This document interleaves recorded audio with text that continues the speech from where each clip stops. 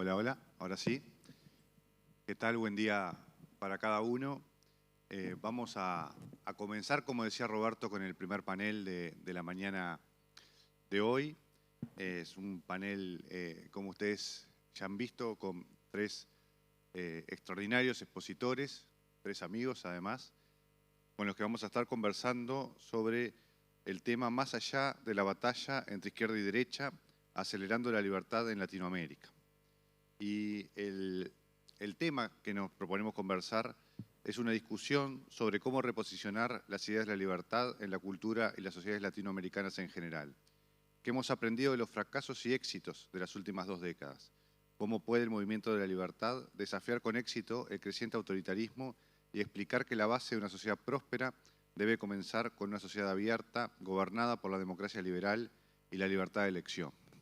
Como ustedes ven, es un tema muy amplio que va a permitir que nuestros panelistas lo aborden desde distintas perspectivas.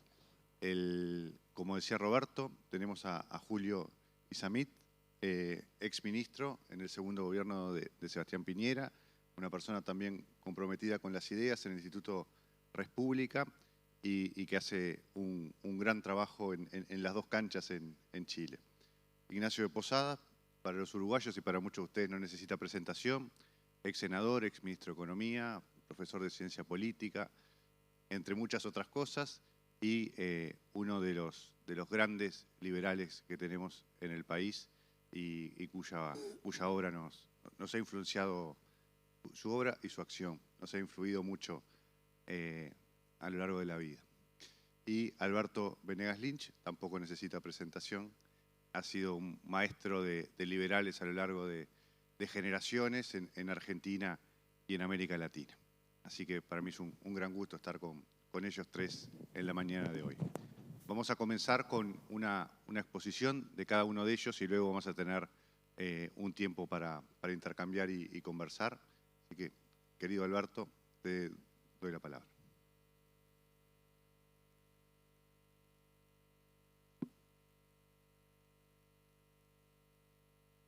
Buenos días, queridos amigos. Creo que los problemas de América Latina remiten al tema de la educación. Pero cuando hablamos de la educación, no todos queremos decir lo mismo.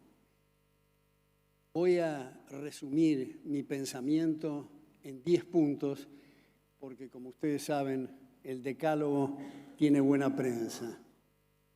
Primero, la educación está inserta en un proceso de prueba y error, en un contexto evolutivo. Sabe, el conocimiento, como nos ha enseñado Karl Popper, entre otros, está sujeto a corroboraciones provisorias abiertas a refutaciones. El conocimiento no es un puerto, sino una navegación. Yo en mi casa, abajo de la computadora, tengo una enorme leyenda que dice Nullius in verba, que es el moto de la Royal Society de Londres, que quiere decir no hay palabras finales.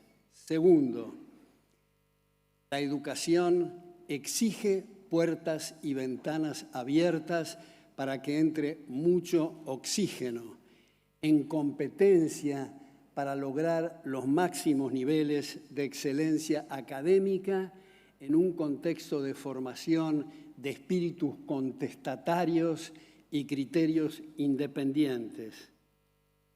Tercero, considero que constituye una bofetada feroz a la inteligencia la existencia de ministerios de educación y cultura, puesto que pretenden establecer pautas de criterios curriculares. Cuarto, creo que hay que dejar de lado esa cosmética hipócrita de hablar de educación pública, puesto que la educación privada es también para el público. Se trata de educación estatal, una palabra horrible, igual que prensa estatal, teatro estatal o literatura estatal.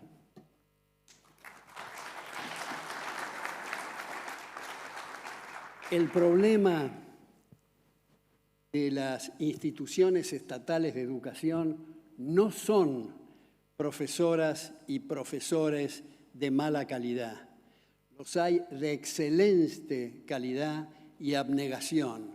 Yo personalmente estaría escupiendo al cielo, puesto que fui profesor titular en 5 carreras en la Universidad de Buenos Aires, en Ciencias Económicas, Derecho, Ingeniería, Sociología y Filosofía y Letras. Fui director del Departamento de Doctorado en la Facultad de Ciencias Económicas de la Universidad Nacional de La Plata. Se trata de incentivos. En el área de la economía, Ronald Coase, Douglas North, Harold Dempsey nos enseñaron la importancia de los incentivos. Y quiero ilustrarlo al decirle a ustedes, queridos amigos, que como todos ustedes saben, algo obvio, la forma en que tomamos café y encendemos las luces no es la misma cuando nosotros pagamos las cuentas que cuando forzamos a otros a pagarlas con el fruto de su trabajo. 6. ¿Qué hacer entonces? Sugiero vender todas las instituciones estatales. ¿A quiénes? Eventualmente al mismo claustro que hoy las administra. Y en un rapto de generosidad, si cabe esta expresión en este contexto, regalárselas.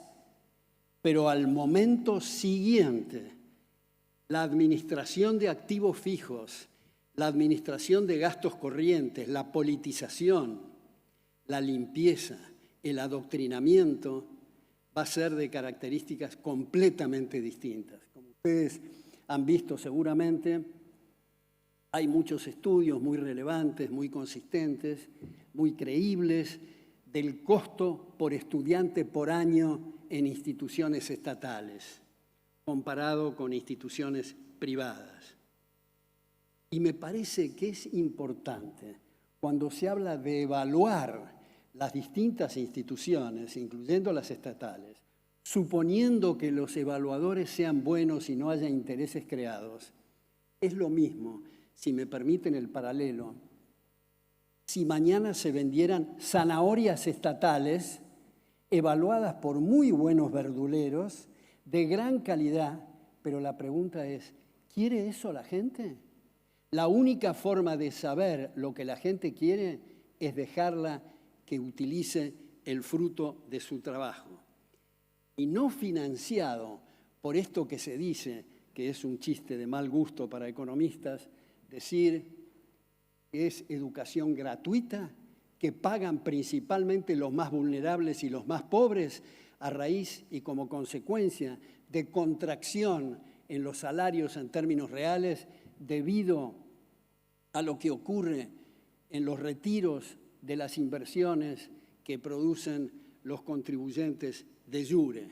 7, para que no se diga nunca que esto se trata de dejar de lado a los más pobres y a los que no tienen ingresos, sugiero como una política de transición lo que ha propuesto el Premio Nobel en Economía Milton Friedman, es decir, vouchers.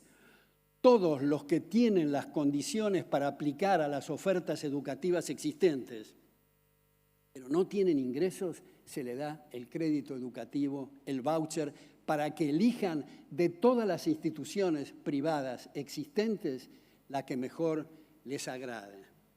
Entonces, repito, no se diga que esto es algo que perjudica a los más vulnerables. Es en realidad para mantener las botas, porque ese es el monopolio de la fuerza y el Estado, en un tema tan delicado como la educación. 8, suena muy lindo, muy atractivo, prima facie, hablar de igualdad de oportunidades.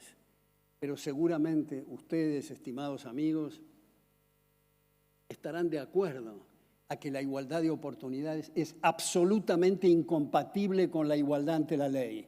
O se tiene uno o se tiene otro. Si yo, que soy bastante buen jugador de tenis, dicho sea de paso, juego al tenis con un profesional, hay que maniatarlo o encadenarle una pierna para que me den a mí igualdad de oportunidades, lo cual significa lesionar su derecho.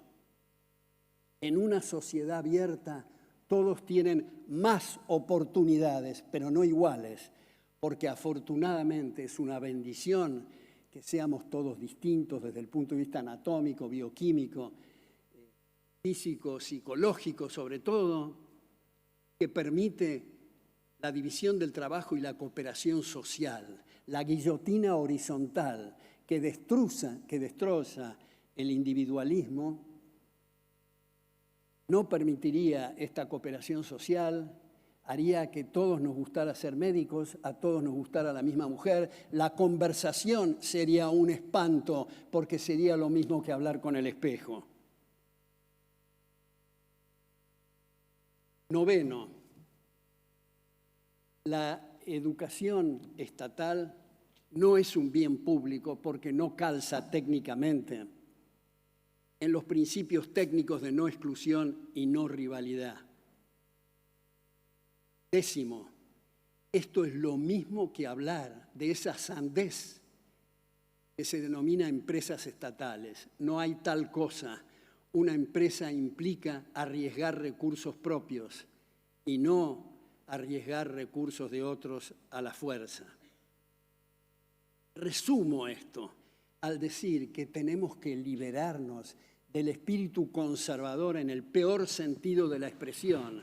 Esto es estar enredados en telarañas mentales sin poder salir del statu quo, aceptando la falacia ad populum. Esto es, si nadie lo hace, está mal. Si todos lo hacen, está bien. Con eso no hubiéramos salido de las cuevas, porque el primero que descubrió el arco y la flecha era algo distinto, y la falacia ad populum lo hubiera cancelado.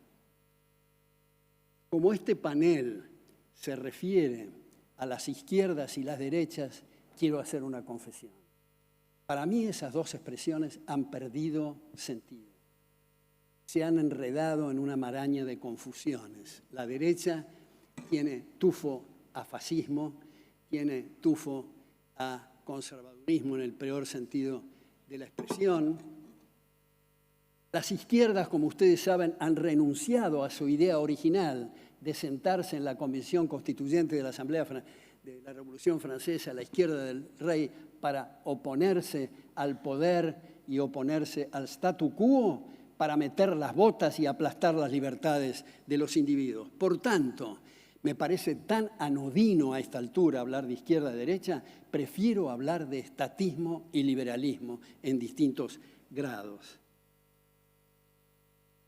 Cierro estos minutos y este esquema telegráfico que presento con una frase, un pensamiento del gran Ángel Batisteza, que dice: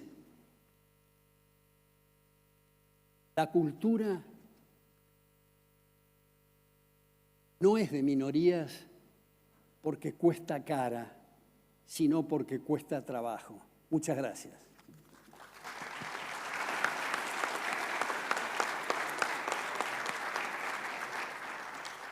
Muchas gracias, Alberto. Ahora le damos la palabra a Ignacio de Posadas.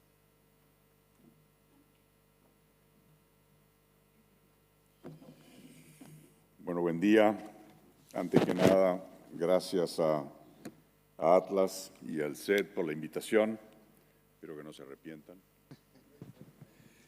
Yo voy a hablar de algo que quizá está un cachito fuera del poco del pentagrama en el que venían las charlas anteriores, pero es una inquietud recurrente que yo tengo y como no creo ser muy original, presumo que también muchos de ustedes han de tenerla, que se puede resumir en una pregunta, y es ¿por qué cuesta tanto vender, entre comillas, el liberalismo? La experiencia lo demuestra. En nuestro continente solo prende con facilidad después de desastres alternativos del voluntarismo. En el llamado primer mundo, cuando cayó el muro de Berlín, yo creo que muchos creímos que se acabó la discusión, que ahora el liberalismo era indiscutible. Y de hecho por un tiempo lo fue, pero pasaron Maggie y Ronnie y la cosa se diluyó. Y la pregunta sigue ahí. Yo creo que las respuestas un poquito pasan si se quiere, por temas de marketing, de mensaje, pero mucho más por temas de fondo. En cuanto al marketing, yo creo que muchas veces los liberales perdemos la paciencia o tenemos la paciencia corta, tendemos a un cierto dogmatismo y también muchas veces tenemos dificultad de explicar realmente qué es la libertad. Dificultad o impaciencia o las dos cosas a la vez. Los temas de fondo son más complejos y más difíciles. Para empezar, el discurso liberal auténtico conlleva costos. No es el de la libertad como le gusta a la gente hoy en día, la libertad individual, la mía, fuera de todo contexto de bien común. Como bien señalaba Benedicto XVI, la libertad del individuo solo puede existir dentro de un orden de libertades y el concepto de libertad, por su propia esencia, reclama ser completado por otros dos, el de la ley y el del bien. El discurso contemporáneo sobre derechos humanos, en definitiva, no es otra cosa que preconizar una libertad sin límites, sin obligaciones, individual, mía, sustraída de la comunidad. Históricamente, si uno hace un análisis muy rápido de tipo filosófico, Occidente a cierta altura, con las reformas religiosas, las guerras de religión, etcétera y demás, abandonó buena parte de Occidente los fundamentos teológicos y luego no pudo sostenerse con sustitutos filosóficos. Los fundamentos ya no estarían en la existencia de un orden natural creado que explica y sustenta, entre otras cosas, el derecho, la moral, la democracia. Y el hombre pasó a ser la única base epistemológica, antropológica y también ética. Se fueron explorando herramientas como el egoísmo racional, después el utilitarismo, pero nada de eso atajó ese deslizar con el tiempo. Y pasamos al positivismo, después a la teoría pura del derecho de Kelsen. Últimamente, por la vía de lo que se llama el posmodernismo, el hombre contemporáneo navega entre un relativismo, dice, bueno, esto es lo que yo pienso, y un emotivismo, que es todavía un paso más. Bueno, esto es lo que yo siento. Y está, ¿no te gustó? Mala suerte. Bueno, sobre esas bases filosóficas es imposible construir un auténtico liberalismo. Mirado desde otro ángulo, el liberalismo, que solo puede existir en democracia, tiene dificultades para convivir con ella. La democracia discurre en una suerte de eje, como de un balancín, entre dos polos, el de la libertad y el de la igualdad. Un balancín que está siempre, digamos, como en tensión. Si se inclina mucho para un lado, el otro tiene que retroceder. En las primeras etapas históricas de la democracia en el Reino Unido, en Estados Unidos, ahí no había gran problema, porque el concepto de libertad era restringido, era la noción clásica de Locke, que era la ausencia de constreñimientos, y en cuanto a la igualdad, era la igualdad ante la ley. Porque no había gran, digamos, oposición. Pero eso fue evolucionando. Y de la libertad, que Isaiah Berlin llamaba negativa, hemos ido pasando, todas las sociedades a lo largo de la historia, por presiones sociales, por presiones políticas, a la libertad positiva. Es decir, ya no me es suficiente con ser libre de presiones, yo quiero ser libre para desarrollarme. Y eso es mi derecho, y lo demás me lo tienen que dar. Y de la igualdad formal, por los mismos mecanismos, hemos ido pasando a la igualdad material, que también es mi derecho y también me lo tienen que dar. Y bueno, cada paso dado en favor de esto último es un paso retrocedido en materia de libertad. Puede estar justificado, a veces puede estarlo, pero hay que reconocer el hecho. Y como dice Norberto Bobbio, la historia de la democracia es la del camino de la libertad a la igualdad. No hay casos de marcha atrás. Y eso, a la vez, se ve reflejado, entre otras cosas, en las dificultades que la democracia tiene para vivir con el mercado, convivir con el mercado. Como la historia ha sido, sobre todo a partir de las guerras mundiales, de un espiral ascendente continuo de expectativas, que las democracias trataron de ir al encuentro utilizando la herramienta del Estado para satisfacer esas expectativas. Eso, andando muy rápido en la historia, lo que está produciendo en buena parte del mundo es una realidad de rendimientos decrecientes. Los estados cada vez menos consiguen ir al encuentro de esa oleada de expectativas constantes y crecientes. Con lo cual, las posturas populares, digamos, con relación a la libertad, no son liberales, son populistas, que es completamente distinto. Entonces estamos en un tiempo en el que quienes se sienten liberales deberíamos meditar sobre algunos temas de fondo que no son tanto económicos, sino más bien filosóficos. Por ejemplo, reflexionar que sobre bases filosófico-jurídicas positivistas no es posible construir un pensamiento liberal coherente. Reflexionar que es necesario entender primero el verdadero contenido de la libertad y su necesaria vinculación con el bien común, para recién después poder explicar correctamente el liberalismo. Reflexionar que la actual crisis que vive la democracia prácticamente en el mundo entero no se soluciona corriendo atrás del eslogan de más democracia, que termina traduciéndose en más igualdad material de la mano del Estado. Reflexionar que el gran problema contemporáneo de las democracias más o menos avanzadas económicamente es el de las reacciones contra una desigualdad real o no, pero percibida de manera muy fuerte y rechazada de manera muy fuerte. El ejemplo quizá que rompe los ojos más recientemente es el caso chileno. Pues bien, estas cosas no tienen, como lo tuvieron durante décadas, soluciones económicas, ni por la vía de saltos de productividad, que no se ven en el horizonte, ni por la de incrementar todavía más la redistribución de bienes y servicios en sociedades que ya no soportan las cargas tributarias y los tamaños del Estado. Hay que enfrentar una nueva realidad, si se quiere de hecho una realidad bastante antigua, donde el ser humano tiene que reconocer y enfocar otros valores, además de los modernos derechos individuales y la aspiración constante por la igualdad material. Es reconociendo ese cuadro que el liberal debe echar mano a los valores básicos del liberalismo, que no se van a comprender si se cercenan de bases filosóficas elementales, de una causa eficiente, creadora y ordenadora, y de una causa final encarnada en el bien común, que es lo que tiene que dar sentido al liberalismo. Gracias.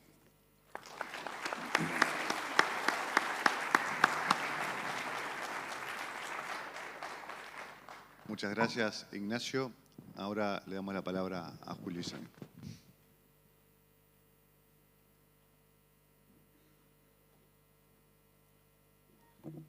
Bien, pues muy buenos días. Muchas gracias, Hernán, Atlas, por la invitación. Un honor compartir este panel con Ignacio, con Alberto. Y nos han convocado a reflexionar sobre cómo reposicionar la idea de la libertad en la cultura, en la política en Latinoamérica, sobre qué hemos aprendido de los fracasos y de los éxitos de la historia de nuestros países y, por supuesto, cómo desafiar el autoritarismo y el populismo que azotan a muchas de nuestras sociedades. Desde el Instituto Res Publica, evidentemente, estas preguntas nos resultan decisivas. Decía Hernán que yo estaba en los dos mundos, en las dos trincheras, en el centro de estudio, y me tocó estar en el gobierno pasado. Primero, una cuestión para situarnos. ¿Cómo está el estado de la democracia liberal hoy día? Basta mirar un poco el siglo pasado para entender que estos cuestionamientos son bien permanentes, ¿cierto? En la primera mitad del siglo XX, las dictaduras en Europa, en América Latina, la era de las revoluciones en los 60, luego lo que un politólogo llamó la era de los generales, ¿cierto?, que partió el 64 en Brasil y terminó el 73 en Chile y Uruguay, y este año cumplimos 50 años de esos hechos. Luego la tercera ola de democratización para saber que el siglo terminó con el triunfo de la libertad económica y de la democracia. Sin embargo, es innegable que en estos momentos estamos viendo un receso, lo que se ha denominado por Freedom House, que la democracia esté asediada, ¿cierto? Tenemos la marca del socialismo del siglo XXI, el sandinismo de Daniel Ortega y, por supuesto, la dictadura en Cuba aún permanente. Ayer, Roberto Salinas me comentaba que el peor presidente de la humanidad era el presidente de México. Pasó una amiga argentina y me dijo, no, el peor presidente de la humanidad es el argentino. El chileno no quiso ser menos, sabe que Boric es poco, pero dice quizás sea Boric. La verdad es que estamos en un verdadero mundial por quién tiene el peor presidente de la historia de la humanidad y Argentina esta vez la tiene muy difícil. Nos podemos preguntar qué es lo que hemos aprendido de los éxitos y fracasos de las últimas décadas. Yo quiero dar algunos ejemplos a la luz del caso chileno. Primero, la importancia de una mayoría política, social y cultural. En Chile hemos ganado las elecciones presidenciales 2 veces, hemos sido mayoría electoral, hemos tenido la moneda, los carabineros, la Fuerza Armada, el presupuesto, pero no hemos tenido el poder. Somos una orquesta al compás de otros y por tanto urge que en nuestros países desarrollemos una mayoría política, social y cultural y no solamente una mayoría electoral que termina siendo de transición o efímera.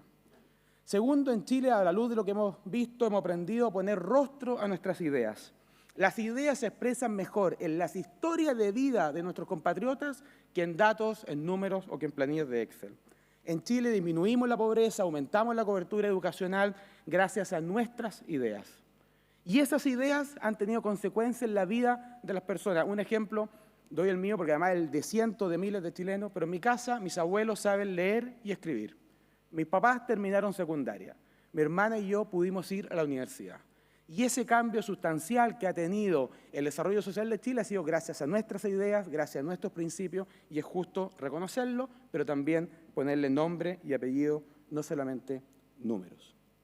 Tercero, aprendimos lo dramático que es cuando abandonamos los espacios de influencia. Al participar del debate público, yo creo que a todos nos pasa que tenemos la impresión de hacerlo en un plano inclinado, ¿cierto? Cuesta arriba. Y es porque el consenso cultural muchas veces es contrario a nuestras ideas. En eso más la izquierda son unos genios, siempre nos dicen que los medios de comunicación están controlados por la derecha, sin embargo, cada vez que hay un debate, los incómodos siempre somos nosotros. Siempre debatimos 1 contra 3, 1 contra 4, pero nos tienen convencidos que los medios de comunicación los controlamos desde nuestras ideas. Que no nos pase en el campo cultural como un amigo mío que a los 14 años era premilitante del Partido Socialista. Y cuando años después, ya convertido en nuestra idea, le pregunté por qué era socialista o por qué había firmado esa ficha siendo tan joven, me dijo, todo lo que leía era de izquierda, toda la música que escuchaba era de izquierda, mis profesores eran de izquierda, ¿qué otra cosa podía ser? Mi gran amigo ya vio la luz y para que todos estén tranquilos, hoy día trabaja con Axel Kaiser en la Fundación para el Progreso, así que ya es una buena prueba de la blancura. Pero debemos diversificar nuestras áreas de formación. Tenemos que llegar a más espacios sociales, ampliar nuestra formación cultural, llegar a otros lugares de trabajo. Si no, vamos a seguir confiando en la educación de nuestros hijos a profesores que no comparten nuestras ideas, veremos o iremos a programas de televisión donde siempre seremos minoría y en las librerías vamos a tener una gran fuente de consumo, pero de ideas ajenas. Otra cosa que aprendimos en Chile es que las cosas se valoran más cuando se pierden. Yo sé que esto es relativo y que en comparación con otras latitudes la verdad es que podemos sentirnos aliviados, pero en Chile fuimos testigos de un permanente declive en el prestigio y en la confianza de las instituciones, un desprestigio generalizado. Y no nos importó, lo vimos durante 10 años, lo vimos durante 15 años, pero las cerezas se exportaban, el cobre se vendía, los impuestos se pagaban, el país funcionaba. El punto es que en los peores momentos de octubre del 2019, en el peor momento de la crisis política, social, institucional, ¿a quién llamas si es que no tenemos instituciones? La presidencia cuestionada y asediada con una violencia callejera sin parangón en las últimas décadas. El Congreso totalmente desprestigiado y con un contundente 2 o 3% de respaldo en la encuesta. La élite empresarial sacudida por casos de colusión. La Iglesia Católica y Evangélica cuestionada por los dramáticos casos de abuso sexual y corrupción de algunos de sus miembros. Y las Fuerzas Armadas, cuya legitimidad estaba severamente desprestigiada, al punto que en Chile los últimos 3 comandantes en jefe del ejército están procesados por fraude al fisco. En ese momento, en el momento más difícil de la democracia de los últimos años en Chile, ¿a quién podía llamar el presidente de la República? Yo me imagino al presidente Piñera en la moneda con un teléfono, ¿a quién llamo? Evidentemente, la mayor responsabilidad siempre la tiene el presidente de la República, porque es el que tiene la mayor atribución, el poder, la responsabilidad. Pero hay un ecosistema, un ambiente que nos impidió quizás enfrentar lo que vivimos de una mejor manera. Otra cosa que aprendimos en Chile en los últimos 4 años, todo estos aprendizajes han sido traumáticos por si acaso, y yo estoy hablando aquí desde el estrés postraumático. Quinto, vimos la izquierda desnuda, ¿cierto? En sus fines, en sus métodos, vimos una izquierda que transparentó su relativización de la democracia. Yo coincido con el profesor Venegas Lynch respecto a estas etiquetas que muchas veces está superada, lo ocupo quizás de manera simple, pero fácil de comprender. Vimos la peor cara de la izquierda extrema. Vimos la cobardía y la complacencia de la centroizquierda, que confraternizó con los métodos violentos e insurreccionales de la extrema izquierda. Ahora, ¿por qué destaco esto como bueno? Porque sinceró las posiciones, porque en Chile nos habíamos mareado con una centroizquierda que aparentaba ser del socialismo democrático, más cerca de Tony Blair que de Fidel Castro. Sin embargo, desde el 2019 vimos una izquierda que avaló la violencia, que justificó la violencia y que en algunos casos incluso la protagonizaron. Una violencia que no habíamos visto desde el retorno a la democracia: saqueos, incendios de estaciones de metro, funas, golpizas. Pero también nos permitió comprender cuál es el objetivo político de la izquierda, sus fines. En Chile pasamos un susto enorme. Perdimos las elecciones de convencionales constituyentes, la derecha no alcanzó siquiera 1/3 de la convención y ni siquiera con los radicales o con los democristianos alcanzábamos este tercio del veto. Teníamos que tener la mitad de los socialistas para recién llegar al tercio de la convención. Se redactó un pésimo borrador constitucional, con un estatismo asfixiante, un indigenismo exacerbado, un Estado plurinacional y donde los chilenos perdíamos parte importante de nuestros derechos, de nuestras libertades, que quedaban sujetos a un programa político consagrado en la Constitución o bien a la autoridad administrativa de turno.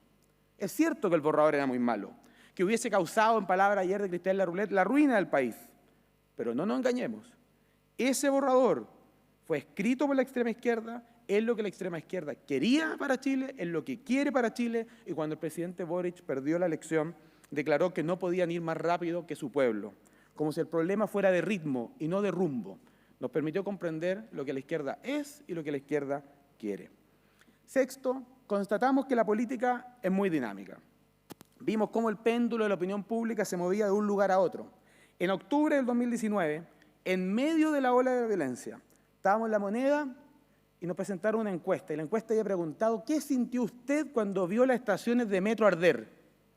Si me hubiesen preguntado a mí, o quizá a cualquiera acá, hubiésemos dicho miedo, frustración, impotencia, rabia. El 65% de los chilenos respondió que al ver los metros arder sintió esperanza. Luego tuvimos un super ciclo electoral.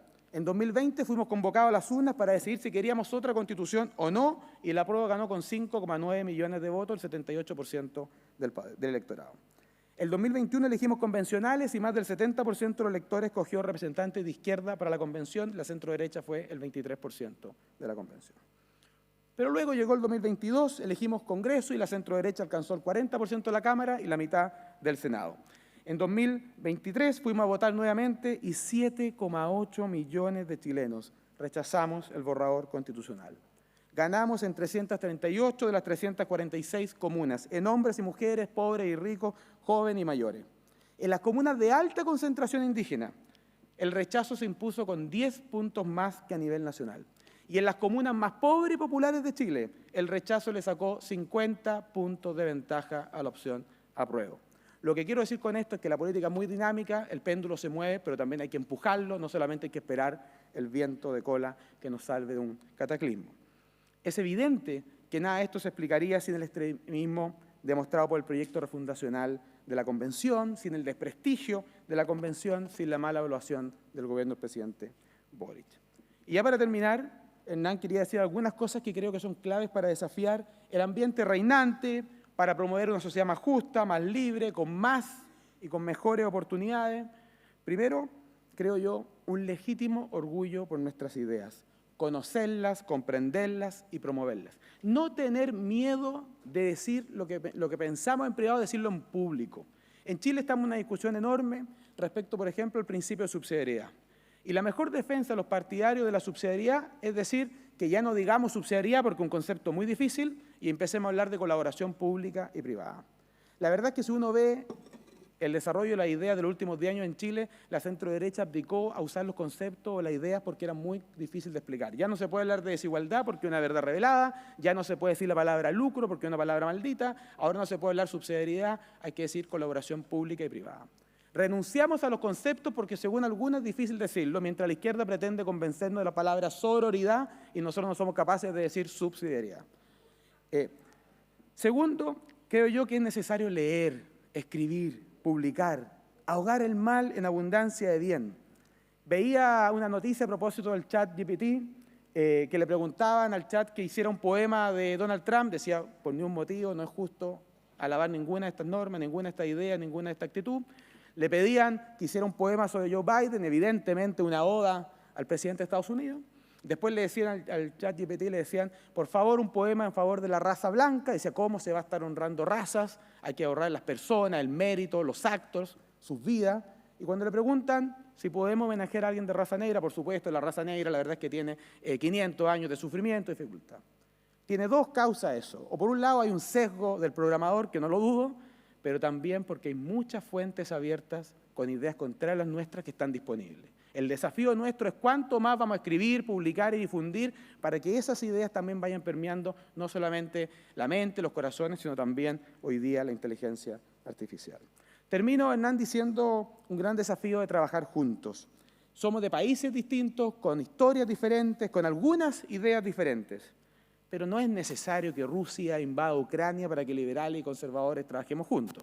No es necesario que el presidente de Perú intente un golpe de Estado para que nos preocupemos por lo que pasa en Lima o para llamar a algún centro de estudio amigo. Vale la pena estar juntos. El lema con la que Atlas nos convocó y el CED nos convocó fue Together, estar juntos, avanzar juntos. Y Cristel Larroulé me decía ayer, me recordaba esta frase, si quieres llegar rápido, corre solo, si quieres llegar más lejos, hazlo acompañado. Bueno, nosotros vamos a llegar más lejos si estamos en más lugares de la sociedad, si trabajamos más y si somos más. Creo, Hernán, que ese es el desafío que tenemos por delante. Muchas gracias.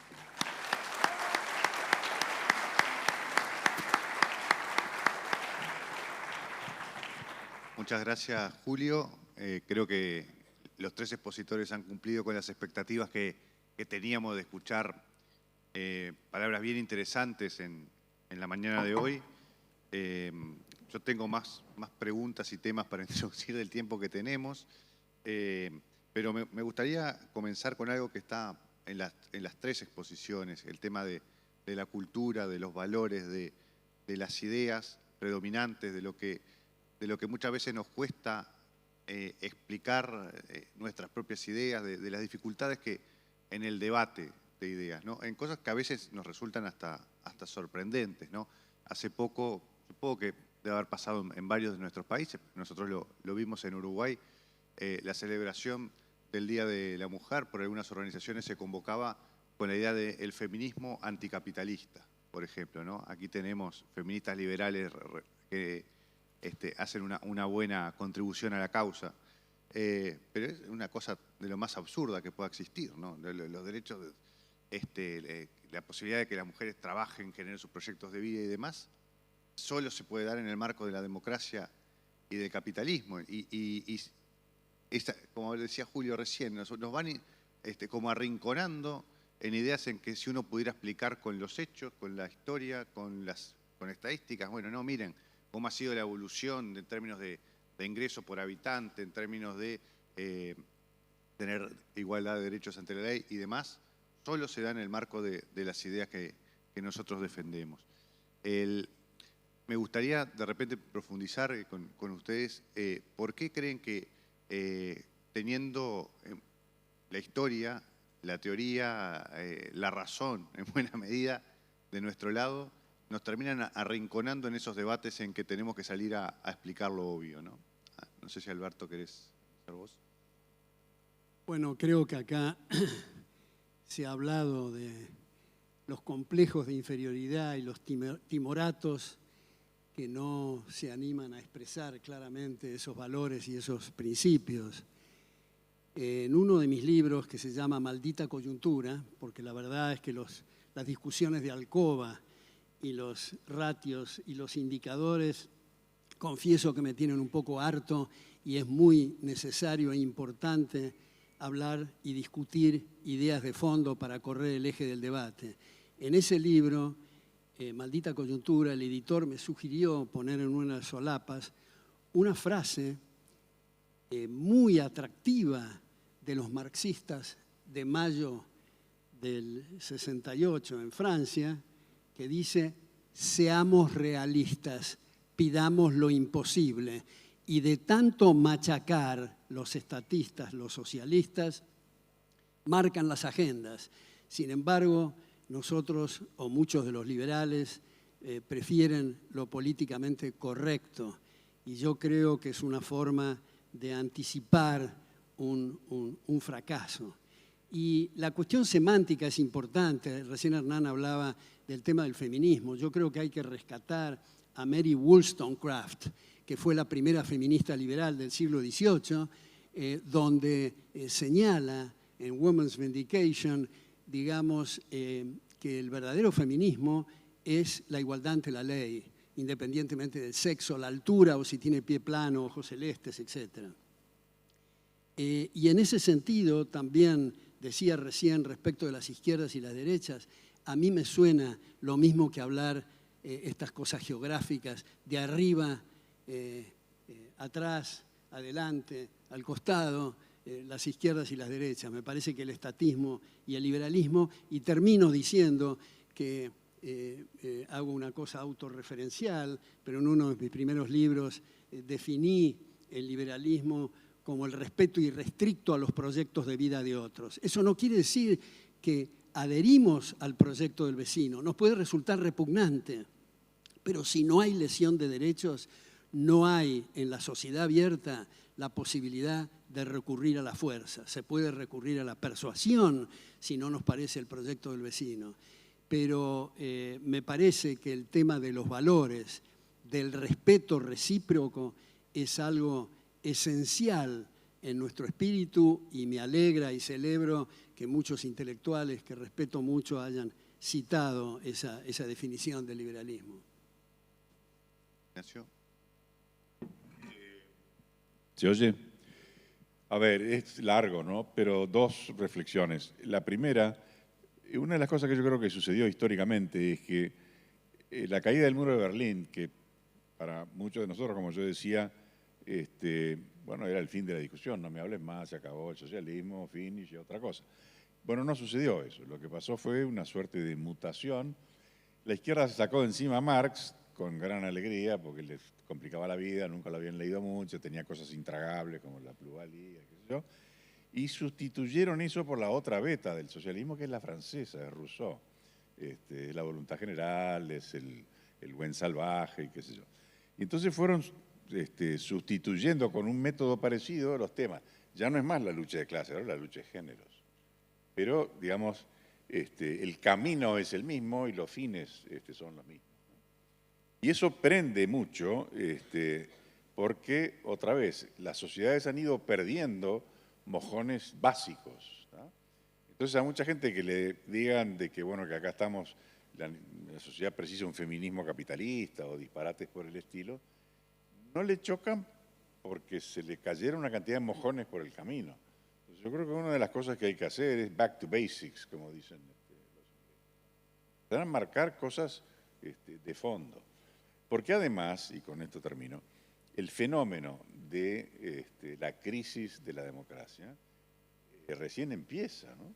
Porque por los caminos a los cuales las sociedades están acostumbradas de que la democracia le solucione salud, vejez, vivienda, cordón cuneta, ¿no? Ya no da para más, porque las economías han perdido potencial. A estas tasas de crecimiento, frente a una oleada permanente de expectativas, vas de crisis en crisis. Yo creo que hay que volver a lo básico, con, si se quiere, humildad. Muchas veces los liberales tenemos poca paciencia, ¿no? Entonces creemos que el tipo que está enfrente es un burro rematado y no hay que perder el tiempo en explicarle. Bueno, sí, hay que perder muchísimo tiempo. Y los que cometen el error de entrar en política, como Ricardo López Murphy, yo lo hice en mi momento, tienen que tener una paciencia espantosa. Ahí está, ¿verdad? Hernán, no quiero desordenarte esto antes que hable Julio, solo a raíz de lo que acaba de decir Ignacio, creo que es un punto muy importante revisar lo que entendemos por democracia.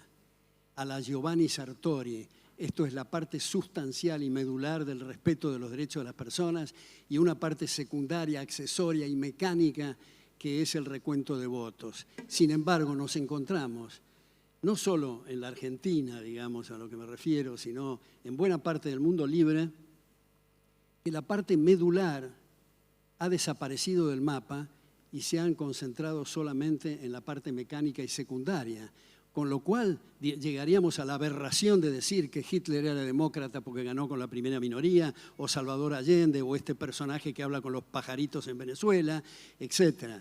Entonces, en realidad, a contracorriente de lo de Giovanni Sartori de nuestra... no, Giovanni Sartori, no, Giovanni... bueno, no me acuerdo el nombre ahora, pero... me recuerda esto que decía el constitucionalista argentino Juan González Calderón. Los demócratas de los números ni siquiera de números entienden, porque parten de las siguientes ecuaciones falsas: 50% más 1 igual a 100%, 50% menos 1 igual a 0%. Entonces, en realidad vivimos en gran medida un sistema que es cleptocracia, es decir, el gobierno de los ladrones de sueños de vida, de propiedades y libertades, pero no democracia en el sentido expuesto originalmente, en realidad trabajado desde Aristóteles. Perdón por esta interrupción. Gracias, Alberto. Julio.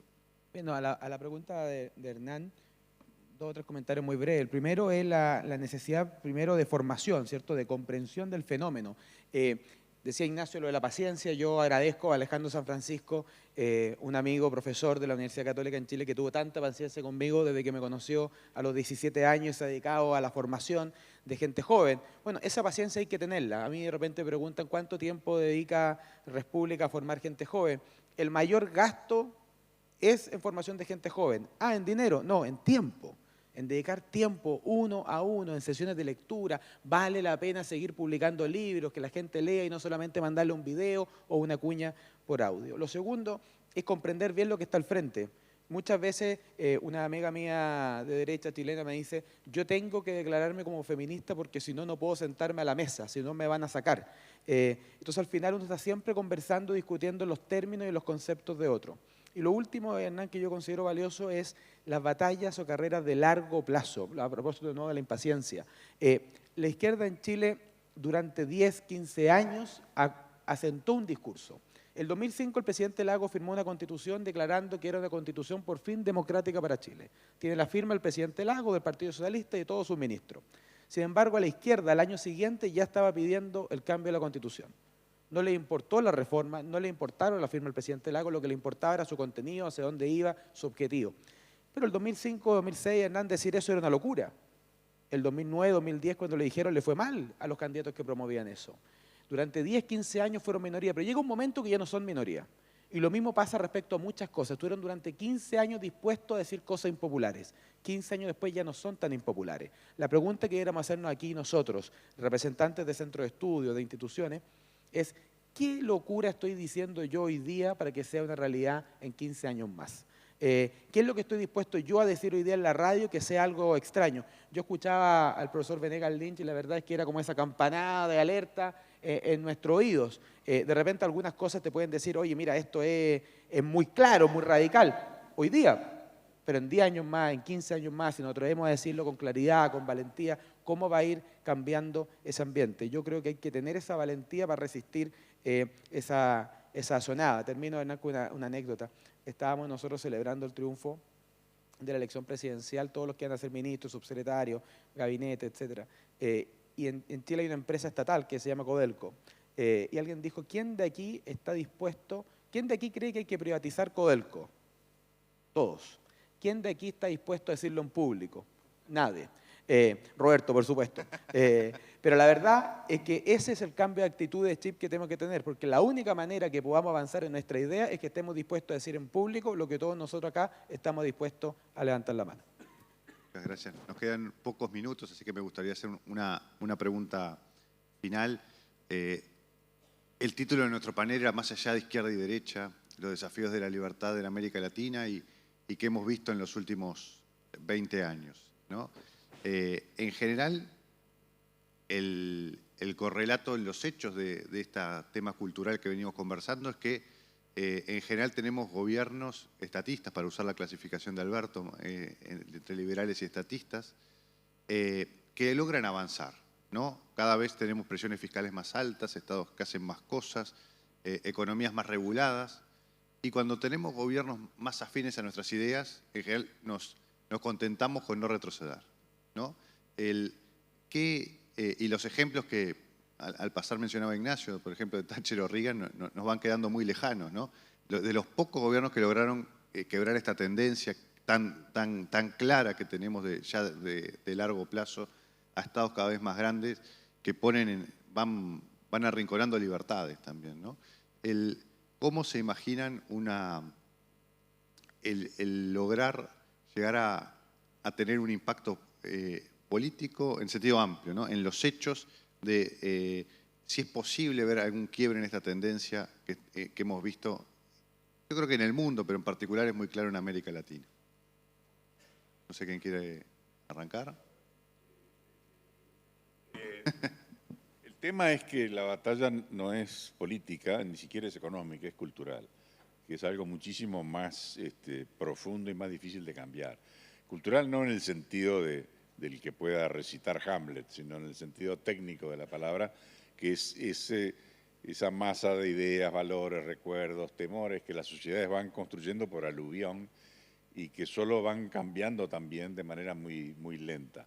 Yo creo que es un trabajo de largo plazo.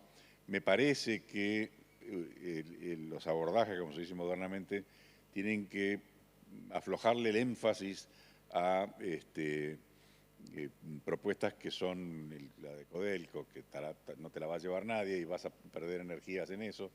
La izquierda, que es tan incapaz a la hora de atarse los zapatos, es insuperable en materia de discurso y sobre todo de ponerle nombres a las cosas. Entonces, donde saques la cabeza para afuera y en el Uruguay te tachen de neoliberal, después te lleva un trabajo horrible repechar eso. Yo creo que hay que buscar otros andariveles que hacen más al ser humano, a los valores básicos, a las evidencias de cosas que no están funcionando. Es decir, más que salir a hablar de privatización, que nosotros nos quemamos los dedos, en parte la hicimos y en parte nos quemamos los dedos, hay que ir a buscar otros caminos, que es mostrar que así no funciona, porque no buscamos que funcione, qué sé yo, en el derecho privado, sino en la propiedad privada. Hay que ir por aproximaciones al problema cultural, sabiendo que la izquierda es imbatible en el discurso. ¿Cierto? Yo creo que para poner una nota optimista respecto de la Argentina, a pesar de que lo que ocurre en el nivel político hoy es un absoluto escándalo, sin embargo, si uno sigue otra vez el consejo de Milton Friedman, cuando uno quiere pronosticar el futuro, no es cuestión de mirar solamente lo que ocurre en la superficie del mar, sino tener el coraje de zambullirse y observar las corrientes subterráneas. Y las corrientes subterráneas en la Argentina son fundaciones como la Fundación Federalismo y Libertad en Tucumán, la Fundación Bases y la Fundación Libertad en Rosario, el Club de la Libertad en Corrientes, Liberar en Córdoba, la Fundación Libertad y Progreso en Buenos Aires, la Cátedra Alberdi en Mendoza, donde hay chicas y chicos que producen tesis doctorales notables, trabajos sobre estos valores que estábamos diciendo recién, aspectos filosóficos, jurídicos, históricos, económicos, que son para ser optimista. Y en el nivel político, yo quiero subrayar que independientemente de otros aspectos colaterales, si uno hace un zoom en el balance neto del discurso que propone Javier Milei en el nivel político, está proponiendo temas que hace 100 años que no escuchábamos en el nivel político. En el fondo de cuestiones morales, del tema del aborto, del tema del ambientalismo, de temas institucionales, de temas jurídicos, de temas fiscales, monetarios, Creo que eso es una gran esperanza, independientemente del resultado electoral. Javier Milei va a dejar un testimonio fenomenal. Yo creo que eso muestra a contracorriente de la preocupación que estaba señalando recién Hernán, de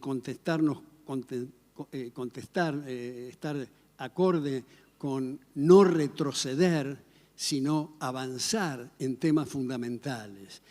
Termino diciendo que antes del zafarrancho viral tuve un mano a mano con Javier Milei en la Universidad de Belgrano. En el aula magna había 1.200 asientos, hubo que habilitar 3 aulas paralelas con pantalla, pero el tema más importante no era el mar de jóvenes en ese lugar. El tema más importante era la característica y la calidad de las preguntas. Atrás de las preguntas había mucha biblioteca. Es como decía Julio recién, el tema de ver el largo plazo, de zambullirse, de estudiar, de comprender que el tema central es de las cejas para arriba, por eso el tema de la educación en mi presentación. Muchas gracias, Hernán. Gracias, Alberto. Julio, algo breve. Bueno, como veo a Roberto ya aquí dispuesto y veo esta alerta roja, solo 2 advertencias. El rol de los centros de estudios en esta lógica de largo plazo y de defender nuestras ideas, porque muchas veces los políticos, y yo me dedico a eso, son grandes delanteros cuando están en oposición, pero solo defensas cuando estamos en el gobierno. Y es labor de los centros de estudios, primero, de que esa brújula no se pierda. Y yo creo que ahí nosotros tenemos un trabajo, una pega muy profunda. Y lo segundo es que hay que tener ese anclaje, esa claridad conceptual. Yo leía Héroes de Paul Johnson a propósito de la triada que derrotó al oso. El hablar de Reagan decía que quizás Reagan era muy de derecha para haber ganado las elecciones, Margaret Thatcher era muy conservadora para haber sido el líder del Partido Conservador y quizás Juan Pablo II era muy católico para ser papa. Pero la verdad es que los 3 derrotaron al comunismo y son grandes referentes que siempre hay que mirar. Muchas gracias. Muchas gracias a los 3. Roberto. Sí, de hecho, una nota de fin. Le iba a decir a Julio sobre el Mundial de los Peores Presidentes y que por fin México tiene una oportunidad, pero bueno, toda esta conversación me recuerda en otro foro que celebramos recientemente, hace 3 semanas. Phil Gramm, ya ex senador de 82 años, se levantó y dijo, a ver, no perdamos la paciencia, hemos cambiado el futuro y podemos volver a cambiarlo nuevamente. Y eso es un mensaje muy importante, sobre todo para nuestras mentes jóvenes, sobre todo estando todos juntos. Qué panel tan espectacular para iniciar nuestro segundo día. Muchas gracias a todos ustedes y qué magnífica transición ahora al siguiente panel sobre los retos y las perspectivas en América Latina para el 2023 y más allá. De una vez hagamos la transición. Agustín, Nicolás, Constanza, Ignacio, y gracias a nuestros panelistas por una magnífica conversación.